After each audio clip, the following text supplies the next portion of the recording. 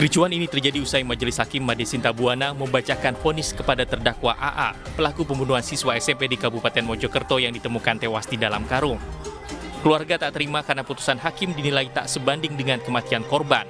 Bahkan keluarga meminta penjelasan kepada hakim dan meminta hakim untuk tidak meninggalkan ruang sidang. Kericuan mereda setelah Kapolresta Mojokerto AKBP Wiwit Adi Satria datang ke lokasi dan meminta pihak yang tak berkepentingan untuk meninggalkan ruang sidang. Hakim Pengadilan Negeri Mojokerto memvonis terdakwa AA dengan vonis 7 tahun 4 bulan lebih ringan dari tuntutan jaksa penuntut umum 7 tahun 6 bulan. Terdakwa akan ditahan di Lapas Anak Kota Blitar ditambah dengan kerja sosial selama 3 bulan selama ditahan. Dengan keputusan ini keluarga mengaku pasrah meski sebenarnya meminta terdakwa untuk dihukum mati. Putusan hakim 7,5 tahun sudah tidak bisa dirubah. Mungkin ada upaya-upaya untuk naik banding pun nanti keputusannya persentasinya sangat minim. Jadi memang aturan itu sudah maksimal 7,5 tahun. Artinya Bapak bisa menerima, Pak? Artinya Bapak bisa menerima, Pak? Kondisi ini, Pak? Kalau nggak bisa nerima ya nggak bisa nerima. Mau terima kayak gimana? Cuman ini kan hukum dibatasi oleh undang-undang itu. Sementara itu, Humas Pengadilan Negeri Mojokerto Franciscus mengatakan putusan hakim sudah sesuai dengan sistem peradilan anak, yaitu setengah dari tuntutan jaksa penuntut umum. Kan di dalam suatu perkara itu kan ada pertimbangan meninggalkan ya. Jadi mungkin salah satu terdakwa itu jujur dan terus terang, itu yang menjadi salah satu pertimbangan kenapa sampai mungkin putusannya agak terus karena itu ada jujurnya gitu. Dia berterus terang mengenai kejadian itu sehingga sidang itu menjadi lancar, tidak berbelit. Itu salah satu pertimbangannya seperti itu. Kasus pembunuhan ini terjadi pada Juni lalu. Seorang siswa SMP di Kabupaten Mojokerto ditemukan tewas di dalam karung di sungai bawah rel kereta api desa Mojoranu, Kecamatan Soko, Kabupaten Mojokerto. Belakangan polisi mengamankan 2 pelaku yang satu diantaranya adalah teman sekelas korban. Tim Polresta Sleman, Yogyakarta masih mendalami kasus penemuan potongan tubuh di Sungai Bedok di Turi, wilayah Sleman. Diduga pelaku membunuh korban di lokasi lain sebelum dimutilasi.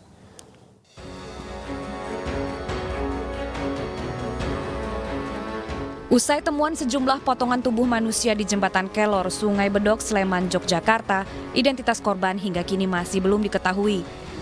Polisi masih menunggu hasil identifikasi tim dokter laboratorium forensik Rumah Sakit Bayangkara. Sejumlah saksi mata telah diminta keterangan, termasuk pemeriksaan kamera pengawas. Polisi menduga korban mutilasi tidak dibunuh di lokasi temuan potongan tubuh. Kalau melihat dari lokasi TKP, sepertinya sangat tidak mungkin untuk dilakukan pembunuhan di TKP karena itu merupakan akses utama warga sekitar. Dan pertama, kemudian yang kedua juga sungai itu sering digunakan untuk kegiatan susur sungai. Dan ada ceceran potongan tubuh di bagian atas jembatan juga yang kita temukan. Sebelumnya, sejumlah potongan tubuh manusia dan kantong plastik berisi pakaian wanita ditemukan warga di sekitar Jembatan Kelor Bangunkerto, Turi, Sleman pada Rabu malam. Perangkat desa setempat menyebut usai temuan sejumlah potongan tubuh ini, belum ada laporan orang hilang di wilayahnya. Kita beralih ke informasi lainnya, kasus korupsi BTS 4G memasuki babak baru. Kejaksaan Agung memburu sosok berinisial S yang disebutkan sebagai perantara pengembali uang senilai 27 miliar rupiah kepada terdakwa Irwan Hermawan melalui Magdir Ismail. Penyidik Jampitsus pun menggeledah kantor Magdir Ismail untuk menyelidiki asal uang tersebut.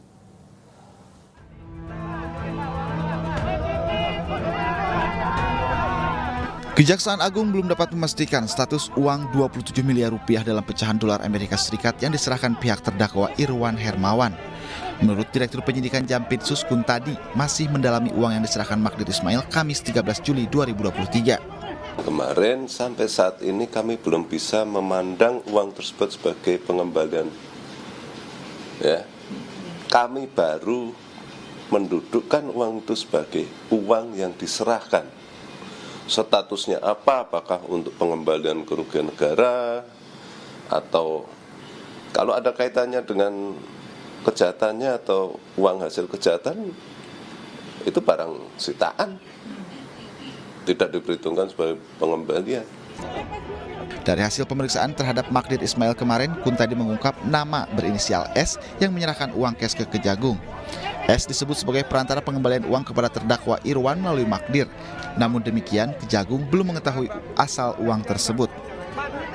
Terkait dengan uang tersebut, maka yang bersangkutan kami periksa.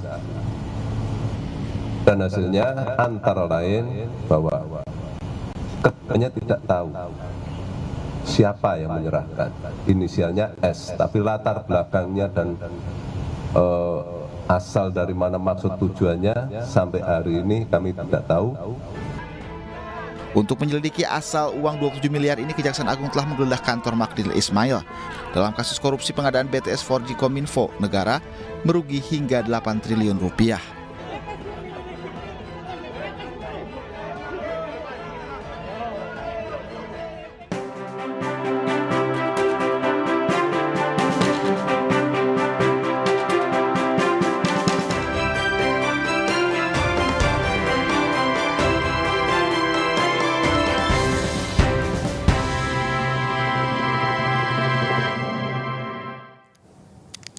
Mirsa pernah menghabiskan masa kecilnya bersekolah di Tawangmangu, Kabupaten Karanganyar. Ganjar Pranowo dikenal sebagai sosok yang tegas dan berjiwa sosial tinggi. Tak hanya itu, di mata guru sekolah dasarnya, Ganjar merupakan siswa yang tidak neko-neko dan berprestasi.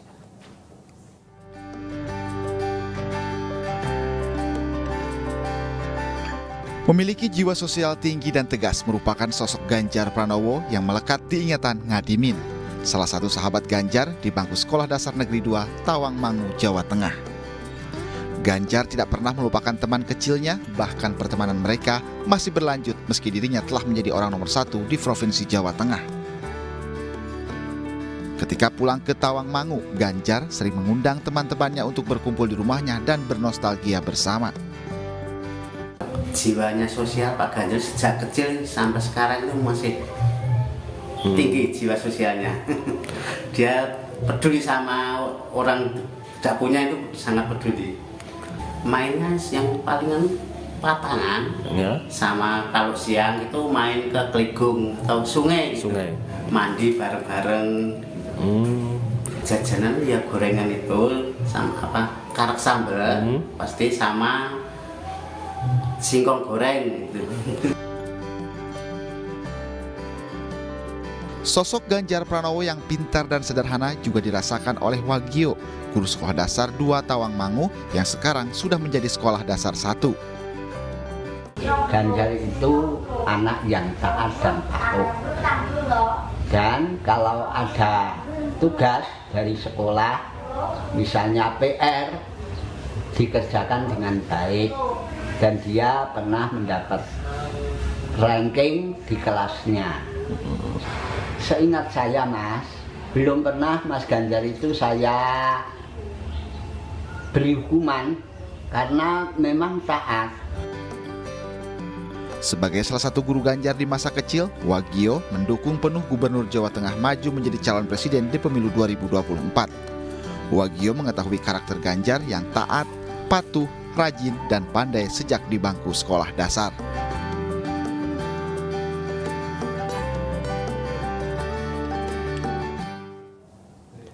Menteri Pertahanan Prabowo Subianto menemui Wali Kota Medan, Bobi Nasution, usai melaksanakan Rakernas Apeksi di Makassar, Sulawesi Selatan. Bakal calon Presiden Partai Gerindra, Prabowo Subianto, dan menantu Presiden Jokowi, Bobi Nasution, bahkan sempat menggelar pertemuan tertutup.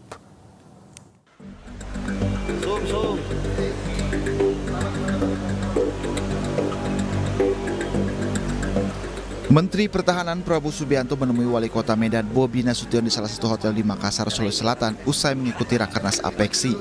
Dalam pertemuan yang dihadiri Gubernur Sulawesi Selatan Andi Sudirman Sulaiman, Prabowo yang juga bakal calon Presiden Partai Gerindra memberi pujian kepada menantu Presiden Jokowi, Bobi Nasution, sebagai pemimpin masa depan. Prabowo dan Bobi bahkan sempat menggelar pertemuan tertutup. Meski Prabowo menyebut pertemuan empat mata itu tidak membahas Pilpres, namun Partai Gerindra merupakan salah satu partai pendukung saat Bobi maju dalam kontestasi Pilkada Kota Medan 2020. Prabowo bahkan turut membela Bobi yang mendukung agar begal di Medan ditembak mati. Prabowo menilai Bobi memiliki niat baik membela korban begal. Niatnya baik, niatnya untuk bela rakyat yang jadi korban, ya. Tapi itu masalahnya tuh kan kita berharap aparat penegak hukum yang nanti akan lebih tegas lagi. Maraknya kasus begal di sejumlah wilayah termasuk kota Medan menjadi kekhawatiran warga. Beberapa waktu lalu, Polrestabes Medan menembak mati seorang pelaku begal yang juga residivis curanmor dan narkotika. Sikap dan pernyataan Bobi mendukung kepolisian menembak mati begal pun dikritik oleh sejumlah lembaga, organisasi hukum, dan HAM. Partai Perindo memberikan bantuan gerobak dan modal usaha kepada 4 pelaku usaha mikro, kecil, dan menengah di Jakarta Pusat. Bantuan diberikan langsung oleh Ketua DPW Partai Perindo DKI Jakarta, Effendi Syahputra, bersama jajaran DPW Partai Perindo DKI Jakarta untuk meningkatkan penghasilan dan kesejahteraan masyarakat.